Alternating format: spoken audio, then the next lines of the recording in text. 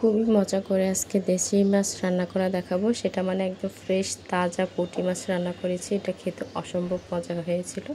তো এখানে আমি কেটে বেছে ধুয়ে সুন্দর করে পরিষ্কার করে নিয়েছি। তো দেখতে পাচ্ছেন মাছগুলো কতটা সুন্দর, মানে একদম তাজা মাছ ছিল। তো এখানে আমি সবগুলো মাছ নিয়ে নিলাম, মানে একদম ফ্রেশ মাছ ছিল এগুলো।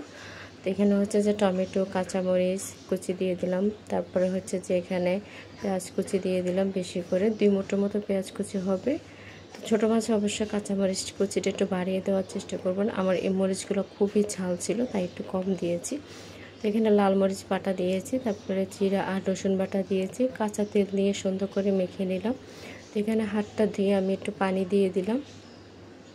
আমি কিন্তু আর কোনো পানি দিব না, যেহেতু ছোটো মাছ একবারে পানি দিয়ে হচ্ছে যে এভাবে বসাই ফেলি। এটা হচ্ছে যে আমরা বলি হাতে মাখানো মাছ রান্না। তো এখানে হচ্ছে দেখতে পাচ্ছেন কত সুন্দর করে হয়ে আসছে। ফ্রেশ ধনেপাতা দিয়ে আমি তো সব কিছু সুন্দর করে একটু মিশিয়ে দিচ্ছি আবারও।